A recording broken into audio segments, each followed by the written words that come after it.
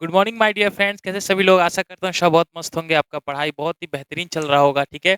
और हम आपके सामने आ गए हैं 4 बजे डेली लाइव पीएम 4 पीएम पे, देखिए हम जैसे कि हमारा डेली यही होता है। और अभी आप सब जान रहे हैं कि इस सेशन पे और इस चैनल पे अभी तक प्रैक्टिस सेट डेली 4 पीएम पे चलता है आपका इंग्लिश का एमटीएस, ठीक है। और मॉर्निंग 9 बजे जो आता है वो आपका रिवीजन प्रैक्टिस होता है। फिर मैं धीरे-धीरे इसको एलाबोरेट करूँगा, आपके लिए वोकैब की क्लास स्टार्ट करने वाला हूँ, जिसके अंदर बहुत ही रूट वर्ड को तोड़-तोड़ के मैं एक-एक वोकैब की लेक्चर बनाऊँगा। ज़्यादा नहीं, 10-15 मिनट का बनेगा, ठीक है? वैसे ही एक सीरीज़ स्टार्ट करेंगे, ठीक है? चलिए, थोड़ा आज का पॉइंट ऑफ व्यू डिस्कस कर लेते हैं। आज का पॉइंट ऑफ व्यू आपका 4 मई फर्स्ट शिफ्ट है, ठीक है? अभी तक मैंने मई वाला जो स्टार्ट किया था, क्योंकि पिछले वाला जितना भी था जुलाई था, आई थिंक 2022 का था। ये 2023 है, 4 मई का फर्स्ट शिफ्ट है, SSC MTS previous year English, ठीक है? चलिए, अब स्टार्ट करते हैं हम अपने बिना टाइम को गवावे, ठीक है, चलिए, गवाए।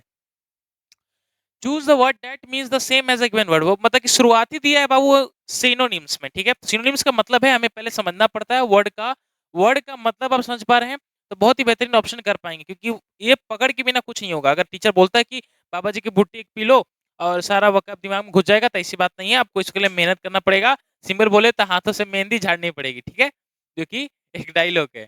चलिए, तो पहला है कि आपका जो शब्द है वो है, क्या है दिख रहा है? पढ़ने की कोशिश करिए। गॉज, ठीक है। गॉज क्या होता है? गॉज का मतलब क्या होता है पहले वो जानेंगे तब ना। देखिए, गॉज का मतलब होता है मापना, मापन बोल सकते हैं या मापना, कोई चीज को मेजर करना, ठीक है। मेजर करने को बोलते हैं गॉज। अच्छा, ये चीज आपने साइंस में पढ़ चुका है, फिजिक्स में पढ़ा है ना। गॉग, यूनिट, ये सारे चीज। तो क्या होता है, एक मेजरेबल चीज होता है, मापने का तरीका होता है, उसी को बोलते हैं गॉज। गॉज का सेम एग्जैक्ट वर्ड हमें ढूंढना है, ठीक है। डायग्नोस है, क्या डायग्नोस हो सकता है? नहीं। डायग्नोस का मतलब होता है, एक तो मेडिकल से रिलेटेड वर्ड है और इसका रिलेशन होता है कोई डिजीज का पता लगाना। तो डायग्नोस तो नहीं होगा। वॉल्व होगा? नहीं। वॉल्व से रिलेशन है क्या? ये तो पाइप से रिलेशन है। जो वॉल्व मतलब क्या करता है, प्रेशर को थोड़ा बढ़ा देता है। प्रेशर नहीं, प्रेशर कम कर देता है, फ्लो को बढ़ा देता है। वॉल्व हो गया। अटेम्प्ट मतलब प्रयास करना। अच्छा, मेजर, ये डायरेक्टली ऑप्शन है। मेजर मतलब ही मापना होता है और आपका गॉज मतलब ही मापना होता है, दोनों का एक ही अंतर हुआ। चलिए, ठीक है, बढ़ते हैं आगे। चलिए, इसी का सेकंड क्वेश्चन क्या है?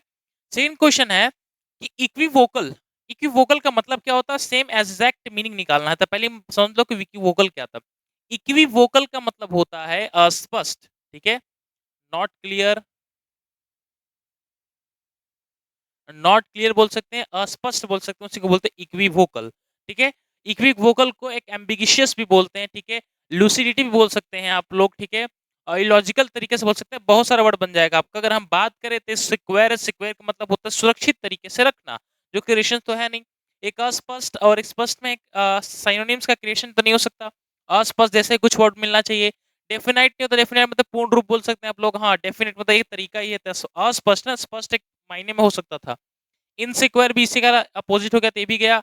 बच गया एम्बिशियस। एक एम्बिशियस वर्ड होता है, एम्बी से मिलकर बना है, एम्बिगिशियस, ठीक है। एम्बी से मिलकर बना एम्बिगिशियस, इसका मतलब होता है अस्पष्ट, ठीक है। नॉट क्लियर इसको ही बोल सकते हैं आप लोग, इसका मतलब है नॉट क्लियर, ठीक है। ये दोनों का मतलब एक ही होता है, ठीक है। चलिए, आई थिंक आपको समझ में आ गया होगा।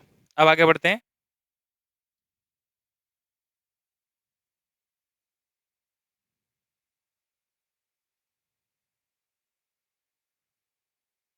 बढ़ते हैं अपने क्वेश्चन नंबर 2 की तरफ। क्वेश्चन नंबर 2 क्या कहता है कि select the most appropriate option to substitute the bracketed segment in the given sentence if there is no need to substitute it, select no substitution required. उसी तरह से क्या है कि इसके अंदर एक ब्रैकेटेड वर्ड है, क्योंकि थोड़ा सा इजी पड़ जाता है, क्योंकि हमें एक डायरेक्टली एक सॉल्यूशन दिया है, सॉरी एक क्वेश्चन दिया है, एक हिंट देता है कि इसी में आपको एरर निकालना है। ये नहीं कि आप इसमें एरर निकालना चालू कर देंगे। तो ब्रैकेटेड वर्ड है, यहाँ से क्या लिखा है कि डेट वॉज, क्या लिखा है? That was a beginning to effect her. अच्छा, पहले इसको समझने से पहले आप सेंटेंस पढ़ेंगे तो आई थिंक इफेक्ट हर और इसके अंदर क्या गलती निकलेगा? डेट वॉज कोई गलती नहीं है। बिगिनिंग वॉज के साथ बिगिनिंग आईएनजी का फॉर्म बिल्कुल सही है। टू के साथ वर्ब की फर्स्ट फॉर्म में तो कोई गलती नहीं दिख रहा है। बट सेंटेंस पढ़ेंगे तब पता चलेगा। जैसे कि the preoccupation with him was becoming an obsession that was beginning to affect her ability to take care of her house. इसका मतलब है जो प्री ऑक्यूपेशन जो आपका ऑब्सेशन बनते जा रहा है, प्री ऑक्यूपेशन जो ऑब्सेशन बनते जा रहा है उस लड़की के लिए, वो उस पर प्रभाव डाल रहा है, ना कि प्रभाव कर रहा है। एक होता है इफेक्ट, होता है एक होता है अफेक्ट, दोनों में अंतर है ना। एक अफेक्ट मतलब इसे प्रभाव डालना, इफेक्ट मतलब सिंपल प्रभाव होता है। एक नाउन का काम कर रहा है, एक वर्ब का काम कर रहा है, दोनों में अंतर है ना। तो ये जो हो जाएगा इफेक्ट नहीं होगा, अफेक्ट होगा, उस लड़की के ऊपर प्रभाव पड़ेगा, ठीक है। इसलिए क्या करिए, एबिलिटी के to take of her house, ठीक है, क्लियर हुआ। तो इस तरह से आप बना सकते हैं, जो कि यहाँ पे आई थिंक दिया भी ये रहा that was beginning to affect her ability, ये रहा, बिल्कुल सही, कोई गलती नहीं है। ऑप्शन नंबर ए, इसमें तो है नहीं, इफेक्ट है, अफेक्ट यहाँ भी है, लेकिन विच वॉज था, तो विच नहीं चाहिए हमें, डैटी वाला चाहिए, जो कि ऑप्शन नंबर ए है। चलिए पढ़ते हैं आगे। She ran 12 kilometres at a stage, अच्छा, she ran 12 kilometre at a stage which are a great distance for rookie. Rookie का मतलब होता है इनएक्सपीरियंस, ठीक है, जो कि अनुभविक नहीं हो। ये बोल रहा है कि 12 किलोमीटर जो लड़की डरी है, मतलब कि चली है, उसके लिए बहुत ही एक ग्रेट डिस्टेंस है बिगिनिंग के लिए, मतलब कि ठीक है, मतलब कि नए अनएक्सपीरियंस जो पर्सन होते हैं उसके लिए 12 किलोमीटर बहुत ही अच्छा खासा है। लेकिन एक बात बताइए कि मैंने आपको सब्जेक्ट वर्ब एग्रीमेंट पढ़ाया है, उसके अंदर मैंने बोला है कि बाबू कोई भी डिस्टेंस, क्वांटिटी, टाइम पीरियड के साथ कभी भी आप पीरियड हेल्पिंग वर्ब का यूज नहीं करेंगे। कभी भी डिस्टेंस, टाइम एक बार देख लेंगे यहाँ पे ध्यान से, कभी भी आप डिस्टेंस, ठीक है, डिस्टेंस हो गया, लिख दिया, टाइम हो गया, ठीक है, कोई पीरियड हो गया, ठीक है, कोई क्वांटिटी हो गया, इन सभी के साथ कभी भी आप हेल्पिंग वर्ब प्लूरल का यूज नहीं करेंगे, ठीक है। हेल्पिंग वर्ब की बात करें तो हमेशा का हमेशा सिंगुलर फॉर्म लेके चलता है। ये जो बात है ये सब्जेक्ट वर्ब एग्रीमेंट का बात है, और ऐसे भी एक नॉलेज है, ठीक है, जो मैं आपको बता दी इन्फॉर्मेशन। तो यहाँ पे डिस्टेंस की बात कर रहे हैं, तो which are a great distance नहीं होगा, which is a great distance होगा। क्लियर हुआ। चलिए, तो यहाँ पे बात करें करेक्शन कहाँ पे था, यहाँ पे था विच इज क्वाइट सम, अच्छा, यहाँ पे एक सॉल्यूशन दिया है, क्वाइट सम हो सकता है, ठीक है, ग्रेट डिस्टेंस है तो क्वाइट सम लगा सकते हैं, सम के साथ डिस्टेंस, क्योंकि क्वांटिटी मेजर कर सकता है, अनकाउंटेबल है ना, काउंटेबल नहीं है, ठीक है, इसलिए। चलिए, तो क्वाइट सम ऑप्शन था, क्योंकि आर तो होगा नहीं। Which is great, what is, which को हटा के व्हाट कर दिया, तो व्हाट से रिलेशन क्या दिखा रहा है, वो बोला जा रहा है ना, सवाल थोड़ी उठाया जा रहा है, तो ये तो होगा नहीं, बचा क्वाइट सम का, नॉन करेक्शन का रिक्वायर्ड ही नहीं हमें। चलिए आगे पढ़ते हैं, इसी का सवाल दूसरा है इसी पैटर्न में। ये क्या है कि I rode my bike to work those morning, क्या है कि I rode my bike to work those morning. अच्छा, मॉर्निंग के हिसाब से देखे हम, मॉर्निंग के हिसाब से देखे, अच्छा यहाँ पे तो वर्कड है, यहाँ पे तो वर्कड है, और मॉर्निंग की बात कर रहा है, तो मॉर्निंग की बात कर रहा है तो पहली बात तो वर्कड होगा नहीं, वर्क होगा, पहले ये ध्यान जाएगा, ठीक है। और दोज आता है प्लूरल के लिए, तो हमें आ चाहिए सिंगुलर, ठीक है, यहाँ पे दोष भी कट जाएगा, इसका मतलब दोष भी गलत है। मॉर्निंग हैबिचुअल एक्शन दिखाएगा हमेशा V1 की फॉर्म में, तो पहली बात तो वर्क, ये वर्कड गया, नो का केस नहीं बचेगा, यहाँ पे दिस बचा है, दिस बचा है, तो दिस डेट होता है ना कि दिस डेट होता है, तो यहाँ पे ये हो जाएगा वर्क दिस होगा। तो I rode my bike to work those this morning, ठीक है, ये सुबह में चीज को होने वाला है, रॉड मतलब बाइक, ठीक है, क्लियर हुआ। तो दिस मॉर्निंग, दोज होता है प्लेयर होता है, देखो एक दिस डेट होता है, एक दिस दोज होता है, दिस दैट होता है वो फार के लिए यूज होता है, एक दीज दोज होता है वो नियर के लिए यूज होता है, एक प्लूरल होता है, एक सिंगुलर होता है। आया समझ में। चलिए आगे बढ़ते हैं, इसका तो है नहीं आगे। हाँ, चलिए नेक्स्ट सवाल, नेक्स्ट वाली बहुत इजी है, क्या है कि identify the segment that contains a grammatical error, there is if there is no error select no error, ठीक है। वही बात है कि इसके अंदर ग्रामेटिकल मिस्टेक है, और ये आपका स्लाइड में तोड़ा गया क्वेश्चन को, एक क्वेश्चन में से हमें एक मिस्टेकेबल थिंग निकालना कि उसके अंदर एरर है कौन सा। तो पहले पढ़ते हैं कि एक्चुअली है क्या। The last time he repeated the same mistake I thought he feel many sorry, ये तो गलती यहीं पे मिल गया बाबू, मैनी सॉरी क्या होता है, आप एक सॉरी, दो सॉरी, पांच सॉरी, 2 किलो सॉरी, 3 कोली सॉरी थोड़ी बोलेंगे। एक ये याद करिए, मैंने प्रीवियस ईयर में एक और सवाल कराया था, उसे मैनी के साथ थैंक्स आया था आई थिंक, हाँ थैंक्स के अपोलोजाइज आया था, कुछ ऐसा ही कुछ आया था। तो वो मैनी जो लगाएंगे, मैनी तो हम काउंटेबल चीज के लगाएंगे ना, सॉरी क्या है एक्चुअली काउंटेबल है, सॉरी थोड़ी गिन सकते हैं बाबू, सॉरी बोल दिया, तो मैनी सॉरी नहीं लगेगा। मैनी की जगह पे आप कोई सुटेबल वर्ड लगा सकते हैं, लेकिन आई थिंक इसके अंदर दिया नहीं है, तो हमें बस एरर निकालना, ज्यादा फालतू नहीं। तो नॉन का केस तो बनेगा ही नहीं, यहाँ पे है नहीं, यहाँ पे नहीं, तो ये भी गया आपका। फिर मैनी सॉरी, मैनी को हटा दीजिए, ऑप्शन नंबर आपका बी हो जाएगा। अब वेरी सॉरी बोल सकते हैं, मच सॉरी बोल सकते हैं, ठीक है। मैनी क्या होता है, मैनी तो आप रिलेशन कर रहे हो, आप गिनने, सॉरी को गिन थोड़ी सकते हैं, तो आई थिंक एक करेक्शन है। चलिए आगे करते हैं। आगे है बाबू, एक बार थोड़ा ऊपर कर लेते हैं। क्या कहते हैं, time scale of prokaryotic evolution. Evolution क्या होता है? पहले से जनन चलते आ रहा है, जो कि इवोल्यूशन होता है धीरे-धीरे। हम डेवलपमेंट के स्टेज में बढ़ते गए, छोटे से एक प्रोटो सेल से, ठीक है? एक प्रोटोटर्मा से स्टार्ट हुआ, ठीक है? फिर धीरे-धीरे, धीरे-धीरे हमारा सेल डेवलप हुआ, सेल के बाद अलग-अलग अलग फॉर्म में हम कन्वर्ट होते गए, धीरे-धीरे इवोल्यूशन होते-होते मंकी, फिर धीरे-धीरे चिंपांजी, फिर एक ह्यूमन का रूप ले लिए। मतलब इवोल्यूशन एक दिखाता है। और वो क्या बता रहा है कि the time scale of prokaryotic evolution have been difficult to reconstruct because of limited fossil record. जो टाइम स्केल पीरियोडिक इवोल्यूशन है, पहली बात तो गलती यहाँ पे और यहाँ पे इसलिए गलती है कि यहाँ पे हैव बीन लगाया है।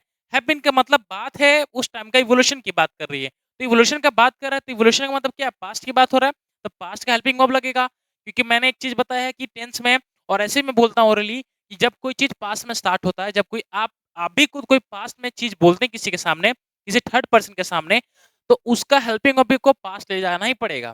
ठीक है? मैंने बहुत टेंस का लेक्चर कराया, आप देखिए पुराना लेक्चर है मेरा। चलिए, the time scale of prokaryotic evolution have been difficult to reconstruct because of limited fossil fuel। जो हम एक्चुअली प्रोकैरियोटिक इवोल्यूशन का जो टाइम स्केल करते हैं, वो हमारे पास लिमिटेड फॉसिल फ्यूल्स के कारण नहीं कर पाएंगे। इसका मतलब कि हमें और चाहिए, अनलिमिटेड चाहिए, तभी हम स्टडी कर सकते हैं। ठीक है, लिमिटेड फॉसिल फ्यूल के कारण सब इवोल्यूशन, सब रिकंस्ट्रक्ट हम नहीं निकाल सकते हैं। मतलब कि हैव भी नहीं हो जाएगा, यहाँ पे आपको यूज करना पड़ेगा हैड बीन, ठीक है, जो कि गलती यहाँ पे था, ये रहा। ठीक है, आई थिंक आपको समझ में आ गया होगा, क्लियर हुआ। चलिए, ये इजी था क्वेश्चन। बढ़ते अपने इसी का लास्ट क्वेश्चन क्या है कि पार्टिसिपेंट्स, पार्टिसिपेंट जो हिस्सा लेते हैं, participants in our studies reviewed this online dating profile.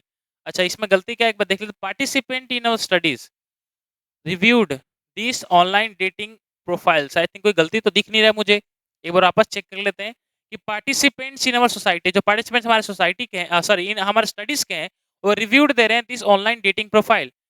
कोई गलती नहीं है, सारे चीज को बोला गया एकदम सटीक तरीके से, नोने का केस बनेगा। ठीक है, गलती निकालने से भी नहीं निकलने वाला है। चलिए, इसी तरह को आगे करते हैं क्वेश्चन नंबर 4 पे। 4 क्या है? Select the most appropriate meaning of the bracketed idiom in the given sentence. अब आगे बाबू ईडियम्स के बारी। अब ईडियम्स में सीखेंगे ईडियम्स क्या है और क्या नहीं है। चलो देखते हैं एक बार। चलो, तो पहली बात तो है, ये जो अंडरलाइन दिया है ना, इसके अंदर ईडियम्स दिया है, ये मैं फर्स्ट टाइम देख रहा हूँ। देखिए, ईडियम्स तो हमें डायरेक्टली दे देता है, लेकिन इसमें क्या है, इसमें क्या है कि आपको ये चीज दे दिया है, अब इसी का ईडियम निकालना है। तो पहले पढ़ते हैं कि क्या है कि one swallow does not make summer. बहुत ही फेमस और बहुत ही अच्छा कहावत है ये, बहुत ही फेमस भी है, बहुत अच्छा कहावत है कि one swallow does not make summer. इसका मतलब होता है एक चिड़िया पूरे समर को नहीं ला देती है, एक चिड़िया पूरे गर्मी को नहीं ला देती है, मतलब कि पूरा पूरा गर्म मौसम नहीं ला देती है। इसका मतलब कि एक एक लक जैसा कोई चीज हो जाना, एक आप बोल सकते हो एक अच्छा काम हो जाने का मतलब नहीं कि सारे काम अच्छे होंगे। क्लियर हुआ बात? एक अच्छा काम हो जाने का मतलब नहीं कि सारे काम अच्छे होंगे, मतलब फॉर्चुनेट से कोरिलेशन होगा। ये रहा कि a single fortunate event does not make mean that what follow you will also be good. इसका मतलब कि एक सिंगल भाग्यशाली या भाग्यवश कोई काम हो गया हो, तो ये जरूरी नहीं है कि अगला भी आपका सारा सही तरीके से होगा। इसी को बोलते बाबू one one solo does not make the summer. बहुत ही अच्छा कहावत है, बहुत ही अच्छा फिट भी बैठता है। मतलब मौसम को चिड़िया से रिलेशन किया है एक्चुअली। सारे जब गर्मी होता है तो चिड़िया आते हैं, उसी के हिसाब से बोला कि एक जब चिड़िया आ गई, इसका मतलब ये नहीं कि पूरी गर्मी का मौसम आ गया। चलिए, आगे करते हैं। देखो, ये कॉमन है, कॉमन इसको फटाफट कर लीजिए कि कॉमन इसको बताने की जरूरत नहीं है कि टू मीट वंस हाई, इसका मतलब कि खुद से आंख में सामने सामने बाता बाती करना, उसको बोलते हैं टू मीट वंस हाई। ठीक है, जैसे कि to look at someone directly while they are looking at you, to confess something, to make haste, to meet someone regular, ये नहीं, ऑप्शन नंबर ए हो जाएगा। ठीक है, to look at someone directly while they are looking at you, जब आप वो देख रहा है तुम्हें तो आप उसके आंख के सामने आंख देख रहे हैं। ठीक है, उसी को बोलते हैं बाबू क्या, टू मीट वंस आई। चलिए, बहुत बढ़िया, आगे बढ़ते हैं। आगे सवाल है चूज बहुत ही ईजी है। स्पेलिंग एरर तो आई थिंक सारे बच्चे को अटेंड करना चाहिए, ज्यादा हार्ड नहीं, आई थिंक सब बना लीजिएगा। इसमें मेन वर्ड पकड़े जो कि गलत निकल सकता है। एक हर्ट, हर्ट की स्पेलिंग यहाँ गलत है, बाकी सब में हर्ट की स्पेलिंग सही है। तो पहली बात तो ये काट दीजिए, इसका सोचना ही नहीं है। फिर everything was constant weight, constant की स्पेलिंग गलत है यहाँ पे, ये भी कट गया। ठीक है, वे वे ये वेग था तो वैसे ही गलत हो। एक एक कांस्टेंट यहाँ पे सही है, और यहाँ बात करें एक कांस्टेंट यहाँ भी सही है। कांस्टेंट, अच्छा ये कांस्टेंट की स्पेलिंग गलत है बाबू, एक कांस्टेंट ये है ना, ये इसकी जगह पे गलत है, ये कांस्टेंट बिल्कुल सही है। एवरीथिंग हर्ट इन अ डल कांस्टेंट वे, CONSTNT कांस्टेंट स्पेलिंग सही है यहाँ पे, बाकी गलत था। चलिए क्वेश्चन नंबर 6 देखते हैं क्या है। वो भी इनकरेक्टली है, इसको भी फटाफट कर लीजिए, क्योंकि मैंने बोला था कि एक एक हेडिंग रहता है मेरा, उसी के सारे क्वेश्चन को मैं एक लाइन वाइज लिख देता हूँ, जिससे कि आपको इजी पड़ता है, मुझे भी इजी पड़ जाता है, ठीक है। इसमें भी करेक्टली है, तो जो कि अच्छा वो काट दीजिए। तो ये थोड़े हार्ड वर्ड है, और हार्ड वर्ड के हिसाब से इपिफेनी की स्पेलिंग ये सही है, बाकी गलत है।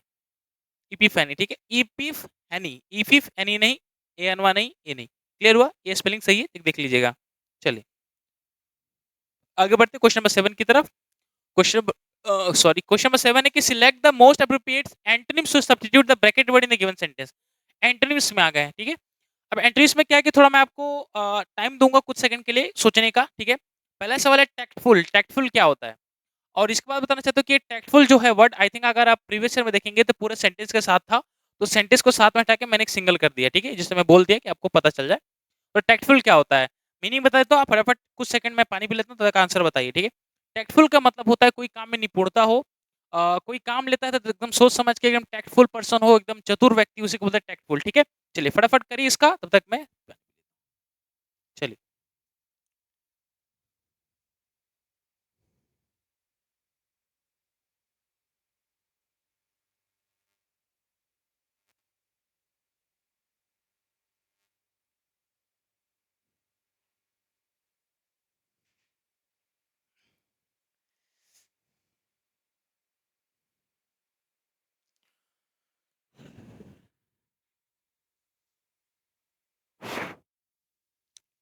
चलिए देखिए, ठीक है। टैक्टफुल है, पहले बात देखो टैक्टफुल क्या होता है। मैंने बता दिया आपको डायरेक्टली कि टैक्टफुल का मतलब क्या होता है। टैक्टफुल का मतलब होता है वो ऐसा व्यक्ति जो कि काम में निपुण हो, ठीक है। निपुण के एड्रॉइड भी बोलते हैं स्पेलिंग, ठीक है, काम में निपुण बोल सकते हैं। निपुण के साथ एक तो वर्ड मैंने बोल दिया, ऐसे बहुत होता है, इसको चतुर बोलते हैं डायरेक्टली। अगर अच्छी तरह से बोल सके तो ये चतुर व्यक्ति होता है, ठीक है। हर एक काम को अच्छी तरीके से चतुर्लिंगम, आपने 3 इडियट देखा है ना, पढ़ते समय पे क्या करता था, सबके दरवाजे के नीचे से बुक डाल देता था कि सब डाइवर्ट हो जाएं, और जैसे ही डाइवर्ट हो जाएगा तो बाकी सबका मार्क्स उसके मार्क्स से कंपैरिजन तो हो जाएगा ना, वो आ जाएगा आगे और बाकी सब नीचे। तो एक तो ये तरीका है अपने कंपटीशन को डाउन करने का, या तो इतना पढ़ लो कि सबसे आगे हो, या तो नहीं पढ़ना चाहते दूसरे को डिस्टर्ब कर दो, यही तरीका है। यही चतुर्लिंगम ने अपनाता था और टॉप करता था, ठीक है। लेकिन लास्ट में भी बेचारा सेकंड ही रह गया, और बाजी कौन मारा, हमारे आमिर खान साहब, ठीक है। तो यही फॉर्मूला होता है कि आप जब एक्चुअली अपने आप को अच्छा दिखाना चाहते हैं, फर्स्ट आना चाहते हैं, तो क्या करिए, पर कंपटीशन को डिस्ट्रैक्ट कर दीजिए, या तो उन सबसे आगे चले जाइए, ठीक है। दो ही तरीका है, तो उसी को बोलते हैं चतुर व्यक्ति। अब देखते हैं चतुर का एंटोनिम्स क्या होगा। तो पहले आपका साइकोफेंटिंग, साइकोफेंटिंग का मतलब होता है चापलूस, ठीक है, चापलूसी करना, साइकोफेंट करना। एक फ्लैटर भी होता है, ठीक है। चलिए फॉनिंग का मतलब होता है, मैं लिख देता हूँ वर्ड्स, एक थोड़े हार्ड हार्ड है, इसको लिख देता हूँ। ये देखो, ये मतलब होता है चापलूस व्यक्ति, चापलूसी करना, ठीक है। चलो फॉनिंग का मतलब होता है दुम हिलाना, ठीक है। दुम का मकसद है मेरा दुम हिलाना, ठीक है। ये बोलने का मकसद है मेरा कि दुम हिलाने का मतलब ये होता नहीं कि हाँ बॉस जो कर रहा है उसके, हाँ हाँ जी सही है, सही है, सही है। पहले टाइम पे क्या होता था, बस उसको अच्छे से देखना है, जो सर ने बोल दिया हाँ सर हाँ बिल्कुल सही, बिल्कुल सही, बट अपना फैक्ट नहीं देना है, उसी को बोलते हैं दुम हिलाना, ठीक है। फॉनिंग हो गया। ग्रोवलिंग नहीं होता, ग्रोवलिंग का मतलब होता है पैरे उल्टे उल्टे पेट के बड़े लेट जाना, ठीक है। ग्रोवलिंग करना, ठीक है, ऐसे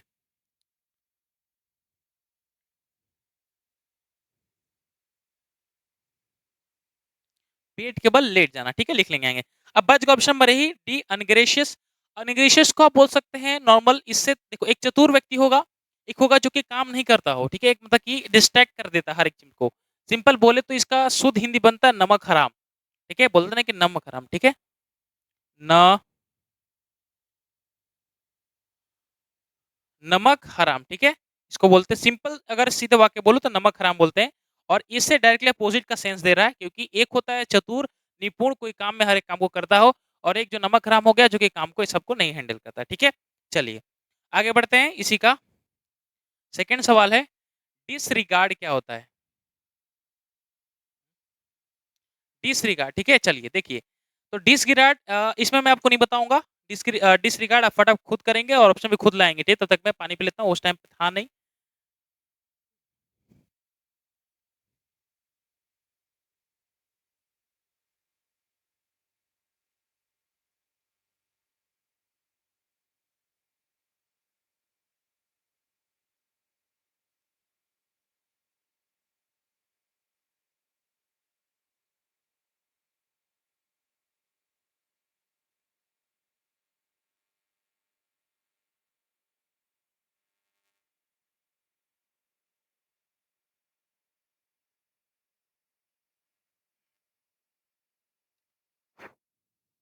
चलिए, स्टार्ट करते हैं। मैंने इसका मीनिंग नहीं बताया आपको, ठीक है? लेकिन पहले वाला मीनिंग बता दिया था, कुछ हिंट दिया था। इससे मैंने बोला कि आपको मीनिंग भी निकालना है खुद और ये पूरे ऑप्शन को खुद निकालना भी, ठीक है? आंसर इसका निकालना। तो पहले समझिए कि डिसरिगार्ड क्या होता है? डिसरिगार्ड क्या होता है? डिसरिगार्ड एक रिगार्ड होता है जिसके अंदर उत्सुकता भरी हो, ठीक? उत्सुकता नहीं, इंटरेस्ट हो। देखो पहले बात समझिए, एक रिगार्ड होता है, रिगार्ड से एक बना है डिसरिगार्ड। एक रिगार्ड होता है, एक रिगार्ड होता है, रिगार्ड का मतलब होता है कोई चीज में इंटरेस्ट होना, ठीक है? कोई चीज में इंटरेस्ट होना, उसी को बोलते हैं रिगार्ड। यही रिगार्ड का बना डिसरिगार्ड। डिसरिगार्ड का मतलब क्या हो जाएगा? जिसमें इंटरेस्ट ना हो। इसका मतलब क्या हो जाएगा? जिसमें रुचि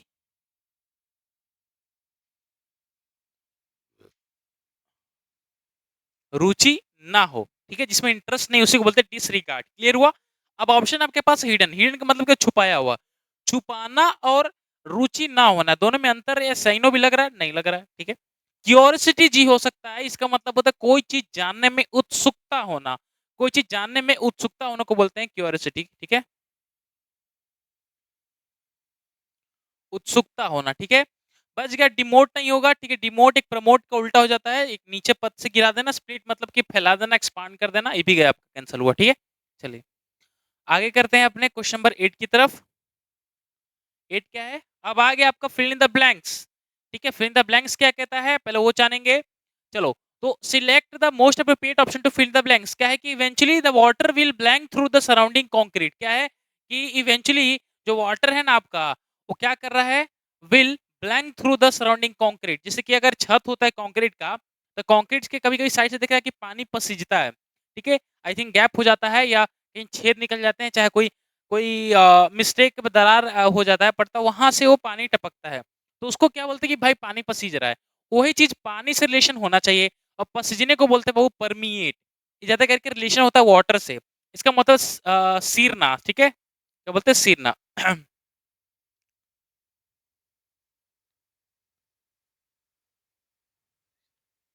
ठीक है? या सिंपल बोल सकते हैं मोशन। मोशन बोल सकते हैं इसको। मोशन मतलब कि नमी इसमें जैसे हो जाती है। एरेट गया, एरेट का मतलब होता है बाबू कोई ऐसी जगह छोड़ दें जहाँ पे गैस आके फील होए, ठीक है? उसको बोलते हैं एरेट। स्टेटोलिस गया आपका, ठीक है? ये भी गया। डेलीजेट क्या हो जाता है? डेलीजेट का मतलब होता है उपप्रतिनिधि। उपप्रतिनिधि नहीं, सॉरी, डेलीजेट का मतलब प्रतिनिधि। प्रतिनिधि क्या होते हैं? राजदूत बोल सकते हैं आप लोग, ठीक है? जो कि प्रेजेंट बड़े पॉलिटिकल ऑफेंड है, जाके यहाँ पे कहीं पे अपना भाषण दे रहे हैं, चाहे कहीं पे किसी के लिए वर्क ऑर्गेनाइजेशन के लिए काम कर रहे हैं, उसे बोलते हैं डेलीगेट। क्लियर हुआ? चलिए, आई थिंक ये 3 तो ऐसे फालतू थे जो कि काम का नहीं। रिलेशन बच्चे एरेट से कर सकते थे, लेकिन परमेट याद रखिएगा, इसको सींचना बोलते हैं या सीजना हिंदी में, आई थिंक आ नहीं रहा होगा। लेकिन पसीजना बोलते हैं ना, कि पानी पसीज रहा है दीवार की तरफ से। चलो, आई blank the cake before my mother body. क्या है कि केक को उसने बेका। बेक मतलब केक, बेक के लिए केक आता है, सॉरी, केक के लिए बेक आता है, ठीक है? मतलब बेक इसलिए केक क्या करते हैं हम लोग, बनाते हैं, ठीक है? क्रीम लगा के पाउडर ये सब पूरा मतलब कि अच्छा एक बनता है ना, तो वो बेक होता है, ठीक है? पकाया जाता है। तो द केक बिफोर, बिफोर का मतलब हो गया, ये बात है बाबू टेंस का। और एक रूल मैंने पढ़ा था टेंस में कि बिफोर, एक रूल मैंने पढ़ा था, एक बार स्टेबल कर देते हैं। एक रूल मैंने पढ़ाया था कि बिफोर जो बात है, बिफोर के साथ अगर कभी भी वर्ब की सेकंड फॉर्म मिल जाए, तो अगला या पिछला सेंटेंस में जो दिया होगा, अगला या मतलब पिछला मिल जाए होगा, तो वो हो जाएगा आपका हैड के साथ वर्ब की थर्ड फॉर्म। ये होता है टेंस का रूल। और डायरेक्टली आपको बता दूं कि ये क्यों लगता है, तो मेरी बात सुनिए कि सेंटेंस को अगर पकड़ना चाहे, तो अगर मैं पहले तो आंसर आपको मिल गया, हैव बैक नहीं होगा, बैक भी नहीं होगा, बैक नहीं होगा, बच गया हैड बैक। यहाँ पे हैड बैक क्यों लगा? इसका मतलब है, इसका अप्रोप्रिएट करोगे कि the I had baked the cake before my mother arrived. मेरी मम्मी के आने से पहले मैंने वो काम कर लिया। मेरे मम्मी के आने से पहले मैंने वो काम कर लिया। एक और सेंटेंस बोलूं, the train we arrive the station before the train, sorry, we arrive the station, the train had left the platform. मेरे पहुंचने से, नहीं, before we arrive the station, हाँ बिफोर वी, हाँ मेरे पहुंचने से पहले ही ट्रेन अपना प्लेटफॉर्म छोड़ चुका था। इसका मतलब कि जो काम पहले हो गया था उसको हैड में लेके चले जाते हैं, और जो काम आप पहले करने वाले थे, ठीक है, तो वो हो जाता है आपका वर्ब की सेकंड फॉर्म। तो यहाँ पे बिफोर मतलब ये काम होने वाला था, उसके पहले ये काम हो गया है, इसलिए हैड बैक आता है। अब ज्यादा मैं चीज को डिटेल में नहीं जाऊंगा, ठीक है, नहीं तो आपको ऑकवर्ड फील हो जाएगा। ये टेंस में पढ़ लीजिएगा, मैंने लेक्चर डाला उसमें मैंने बहुत ही अच्छी डिटेल एक एक रूल बताया है विद एग्जाम्पल। नेक्स्ट है multi client messaging systems make it easier to keep in. अच्छा, जो मल्टी क्लाइंट होते हैं, बहुत सारे रॉ के फंक्शन में देखो आप लोग कि एक साथ ग्रुप एकदम अलग ही सीक्रेट मैसेज आता है कि कोऑर्डिनेट्स इधर पे हैं बाबू, यहाँ पे तुमको ये काम मिला है, वहाँ पे आपको ये नजर रखना, सर्विलेंस वहाँ रखना, यहाँ रखना, ये सारे काम होते हैं सीक्रेट मैसेज। तो ये क्या करता है, आई थिंक टच में ना डायरेक्टली दिया है, ये क्या करता है, आप उनसे संपर्क बनाए रखे। टच का मतलब ये नहीं, टच संपर्क बनाए रखने के लिए क्या होता है कि messaging system make it easy to keep in touch. उनको संपर्क में बनाने के लिए वैसे मैसेजिंग सिस्टम बनाए जाते हैं, ठीक है, जिससे कि आप एक दूसरे टच पे रहे। ऐसा लेके चलता है ना आदमी, हाँ हेलो कहाँ पे, इसको ठोकना उसको ठोकना, ऐसा बात होता है ना, वही टच में रहना। रोल नहीं होगा, सीक्रेट नहीं होगा, डायरी नहीं होगा। हाँ, अगर सीक्रेट आई थिंक हो सकता था, लेकिन सीक्रेट से बढ़िया टच होगा। अगर टच नहीं होता तो हम सीक्रेट मार सकते थे, क्योंकि सीक्रेट का मतलब गुप्त रखना भी होता है, लेकिन वो बातों को गुप्त रखना ना कि लोगों को गुप्त रखना है।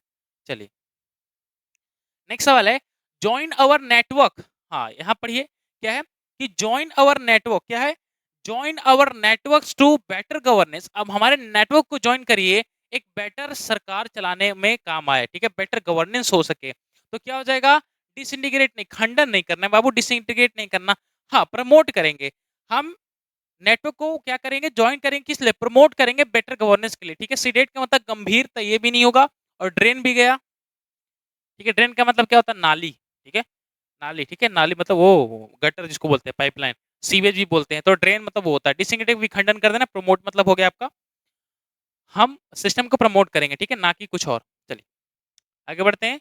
अब आगे हम लोग बहुत ही फेमस वर्ड, ठीक है, और बहुत ही अच्छा टॉपिक मेरा, जो कि मुझे लगता है वन वर्ड सब्स्टिट्यूशन। इसमें क्यों अच्छा लगता है, मैं हर बार रीजन बताता हूँ, इसमें बोल देता हूँ, क्योंकि ये जो ऐसा चीज होता है कि एक सेंटेंस के अंदर हमें चार चीज सीखने को मिलते हैं। एक तो उसका आंसर मिलेगा ही मिलेगा, तीन चीज के बारे में और जानकारी मिल जाती है। फॉर एग्जाम्पल कि person who are unfairly blame for something that other have done. इसका मतलब होता है कि मैंने वो काम किया, लेकिन मैंने जाल साज कर उसके पे नाम लगा दिया। इसका मतलब कि वो बेचारा बलि का बकरा हो गया, ठीक है। एक्चुअली वो कांड का हिस्सादारी नहीं था, लेकिन मैंने उसको फंसवा दिया। मैंने क्या किया, मैंने उसको बलि का बकरा बना दिया। तो ये एक्चुअली इसका कहावत होता है, इसका एक्चुअली इसका मीन होता है बलि का बकरा बना देना। मतलब कि आपने जो किया वो व्यक्ति किया नहीं, लेकिन उस पर इंजाम लग जाता है, उसी को बोलते हैं बाबू बलि का बकरा बना देना। क्लियर हुआ, आई थिंक आपको समझ में आ गया होगा, ठीक है। चलिए, तो ये हो गया। अब बलि के बकरे को डायरेक्टली बोलते हैं बाबू स्केप गोट। गोट दिख रहा है, स्केप गोट से बोलते हैं बलि का बकरा, ठीक है, याद रखिएगा। बलि का बकरा किसको बोलते हैं, जब आप बेचारा जो काम नहीं किया उसको फंसवा देना उसी काम में, ठीक है। तो डिसडेन भी गया, ठीक है, डिसडेन का मतलब होता है मजाक उड़ाना, मजाक उड़ाना। एपिटोम गया, एपिटोम मतलब कि एक चीज क्या होता है, प्रतीक बोल सकते हैं इसको। एक्सपीडिशन मतलब अभियान होता है,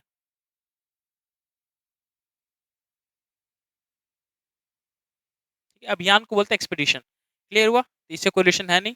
चलिए आगे बढ़ते हैं। इसी का ये तो बहुत ईजी है, बियरिंग नो नेम, जिसका कोई नाम नहीं होता। सिंपल बोले अज्ञात लेखक, ठीक है, अज्ञात नाम, ठीक है, जिसपे नाम कोई बियरिंग नहीं होता, उसको बोलते हैं डायरेक्टली एनोनिमस। याद रखिएगा आप लोग, एनोनिमस को बोलते हैं अज्ञात लेखक। अज्ञात नाम बोल सकते हैं, अज्ञात लेखक बोल सकते हैं, अज्ञात राइटर बहुत सारे हो सकते हैं, जिसपे कोई ऐसा कर रहा है उस पर नाम ही बियर नहीं, ठीक है, उसको बोलते हैं नेम शेक। मतलब होता है कूट नाम, नकली नाम, जहाँ पे आप यूज करते हैं, जैसे कि मेरा नाम सनी है तो कहीं पे और मुझे कुछ और बोलते होंगे, ठीक है, बाबू ऐसे करके पुराना बच्चा वाला नाम। एनोलमी गया, और आपका सूडोनेम, ये भी कूट नाम होता है, दोनों एक रिलेशन है। देखिए नेम शेक का सूडोनेम का मतलब, सूडोनेम मतलब होता है नकली नाम, एक जैसा प्रयोग दूसरी जगह पे होना, ठीक है, नेम शेक वही होता है। नेम शेक मतलब नाम राशि होता है, सॉरी आई थिंक मैं गलती बोल दिया, इसका मतलब नाम राशि होता है, ठीक है, नाम राशि। जगह के हिसाब से अपना नाम चेंज होता है, इसमें नेम शेक इसको बोलते हैं। ये शुरू में मतलब कूट नाम होता है, लिख लीजिएगा। चलिए आगे करते हैं अपने, और लास्ट पड़ाव है आपका 10, जिसको बोलते हैं वो प्यारा सा पैसेज। प्यारा सा पैसेज क्यों है? क्योंकि ये सर प्यारा होगा ही ना जब हमें ये डायरेक्टली पूछ लेता है, पता नहीं कहाँ से इसको उठा के दे दिया जाता है, आज तक किसी को पता ही नहीं है। तो प्यारा तो है ही। चलिए प्यारा है तो इसको प्यारा तरीके से हम लोग बनाएंगे भी। क्या है? तो पहले तो मेरा काम है कि बाबू 50% आपका सॉल्यूशन इसमें छुपा है जब आप इस चीज को रीड करते हैं। जब आप पूरे होल पैराग्राफ को रीड करते हैं तो आई थिंक 50%। देखो ये हमारा प्रैक्टिस तो हो रहा है। एक और काम है जो कि आपका कॉम्प्रिहेंशन तैयार होते जा रहा है। आप मेरे हिसाब से जिस बच्चे को पीक्यूआरएस कॉम्प्रिहेंशन में अच्छी तरह से पकड़ हो गया ना, तो आज की टाइमिंग पे वो एग्जाम को इजी तरीके से निकाल सकता है। ग्रामर सब पढ़ लेते हैं, वोकैबुलरी भी सब पढ़ लेते हैं, कुछ नहीं वोकैबुलरी में तो और मेहनत करना पड़ता है। लेकिन आई थिंक आज का लेंदी पेपर इसलिए हो रहा है क्योंकि वहाँ पे कॉम्प्रिहेंशन बहुत घुसाया जा रहा है, पीक्यूआरएस बहुत डाला जा रहा है, ठीक है। तो वो आई थिंक अगर उसमें आप मिनिस्ट्री मिनिस्ट्री अगर अच्छा प्राप्त कर लिए तो अच्छा कर सकते हैं। चलिए पढ़ते हैं क्या है, इसको थोड़ा सा आगे करते हैं जिससे आपको दिख सके।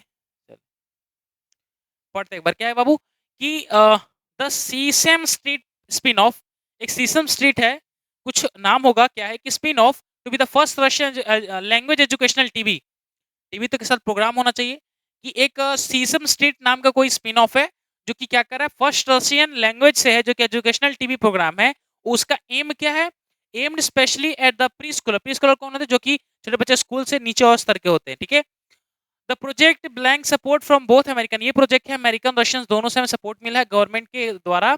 And if we do not reform, अगर हम इसको अच्छी तरह से नहीं कर पाए तो we can hardly hope that will redeem of society, reform of society. अच्छा, अगर हम अपने पढ़ाई शायद एजुकेशन आई थिंक होगा यहाँ पे, कि हम एजुकेशन को रिफॉर्म नहीं कर पाए तो हमारी सोसाइटी भी रिफॉर्म नहीं होने वाली है।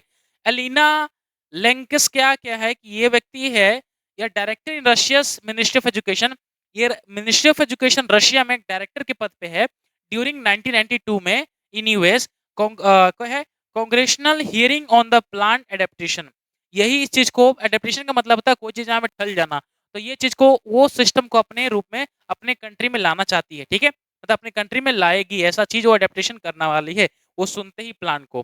तो चलिए बनाते हैं कि हमारा तो मकसद है बनाना। तो समझ में आया कि क्या है, एक प्रोजेक्ट है जो कि कौन लॉन्च किया है, एक रशियन रशियन लैंग्वेज टीवी के द्वारा चैनल स्टार्ट हुआ है, और अमेरिका और रशियन गवर्नमेंट दोनों का इसमें सहायता मिला है। और एक्चुअली है क्या ये प्री स्कॉलर्स के लिए बनाया गया है। और मेन मकसद देखिए तो ये, अगर हम एजुकेशनल को बोला जा रहा है कि अगर हम एजुकेशनल के पर्पस को नहीं सुधार पाए, ये सही बात है, ये बिल्कुल सही 100% सही बात है कि आप देश में एजुकेशनल सिस्टम अच्छा नहीं कर पाएंगे तो आगे अच्छा सोशल रिफॉर्म हो ही नहीं सकता, ठीक है।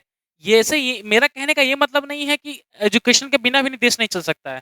फॉर एग्जाम्पल अगर हम फॉर एग्जाम्पल अगर एग्जाम्पल ले किसी व्यक्ति का जो कि बचपन से नहीं पढ़ा है, वो बचपन से काम काम और जैसे कि 10 और 12 तक तो 15-16 साल तक तो घर पे ही रहेगा, खेलेगा, पढ़ाई लिखाई नहीं किया, मैं ये बोल रहा हूँ, पढ़ाई लिखाई नहीं, उसको कुछ भी नॉलेज नहीं है, बस वो जो बाहर का इन्वायरमेंट सीख लिया, गाली और जितने भी अदर फैक्ट हो जाएंगे, खेलना कूद प्लेइंग गेम से सारी चीज सीख लेगा, पढ़ाई नहीं सीखा है, ठीक है।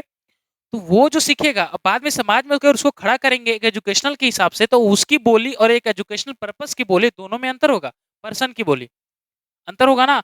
वो अभी आप जैसे कि लड़ना चाहे गांव देहात में जाएंगे तो आप लड़ने के पर्पस से नहीं जाएंगे, आप लड़ेंगे तो बहुत पोलाइटली तरीके से लड़ेंगे, लेकिन वो लड़ेंगे तो वो कहाँ कहाँ पे गाली देंगे वो पता भी नहीं चलेगा, तो वो रिलेशन स्टैब्लिश हो जाता है ना। इसलिए एजुकेशन, अगर वही व्यक्ति अच्छा पढ़ा लिखा होता तो एक सिंसेरिटी के हिसाब से लड़ता भी और बात डिबेट कर सकता था। तो एजुकेशनल तो इंपॉर्टेंट है ही, ठीक है, but I am from Bihar, ठीक है, मैं बिहार का हूँ, और बिहार में एजुकेशन प्रोसेस इतना अच्छा है कि मैं गुजरात छोड़ के आया था। बिहार का एजुकेशन सिस्टम मैं सलाम ठोकता हूँ बिहार में, और I am proud of am Bihari, ठीक है, मैं बिहार पर गर्व करता हूँ कि मैं इस बिहार का बंदा हूँ, और मैं यहाँ से एजुकेशन प्रोवाइड किया जो कि आज इस प्लेटफॉर्म पे हूँ मैं, ठीक है। और बिहारी होने का गर्व होना चाहिए, अदर स्टेट पे बिहारी को अलग ही दर्जे से देखा जाता है, लेकिन मेरे हिसाब से बिहारी इज ऑल अबाउट, ठीक है, सब चीज़ वही है, एक हमारा एक संस्कृति भी, सारे कल्चर्स भी, सारे फॉर्म्स तरीके भी हमारे बहुत ही अच्छे एडवांस्ड तरीके से हैं। इनको बस अलग स्टेट में अलग दर्जा दे दिया था, लेकिन सारे यूपीएससी सर्विसेज एस्पिरेंट्स जो कि बिहार के होते हैं, उसमें आप गौर कीजिए यूपीएससी के बाबू ऐसी हलवा चीज़ नहीं है जो कि बिहार के बंदे निकाल सकते हैं। तो वे प्राउड ऑफ हम अपने स्टेट पे फ़ील करते हैं। ऐसा नहीं कि कंट्री पे मैं कंट्री का बंदा हूँ लेकिन आई एम फ्रॉम बिहार इसलिए मैं बिहार का बहुत अच्छी तरह से तारीफ़ करता हूँ, एजुकेशन सिस्टम के हिसाब से। चलिए, आई थिंक अब बहुत हो गया। अब ये आपका लेक्चर था इसलिए मैं थोड़ा बोल भी दिया। अब यहाँ से सवाल बनाते हैं। तो पहला था कि the sesame street spin off. Spin off का मतलब वो कोई चीज़ को लेना। तो क्या है कि सेट इन है, सेट आउट है, सेट साइड है, सेट ऑफ है। तो सेट आउट होगा। सेट आउट का मतलब कोई चीज़ को प्रदर्शित करना। तो हम यहाँ पे क्या कर रहे हैं? सेट आउट कर रहे हैं, प्रदर्शित कर रहे हैं। ठीक है? Set out to be the first Russian language TV. अब टीवी के बाद क्या है? आगे दिया है, इसके अंदर ऑप्शन नहीं, इसके अंदर तो ऑप्शन नहीं है। इसको थोड़ा नीचे कर लेते हैं हम लोग जो कि काम देगा। हाँ, टीवी के बाद प्रोग्राम आएगा, मैंने वही बोला था आई थिंक प्रोग्राम हो तो कर लेंगे। अब हाँ, ये रेडक्टिव को प्रोग्राम दिया है, पैटर्न तो हो नहीं सकता। टीवी के साथ प्रोग्राम ही होगा ना अगर हम लोग अच्छी तरह से देखें तो।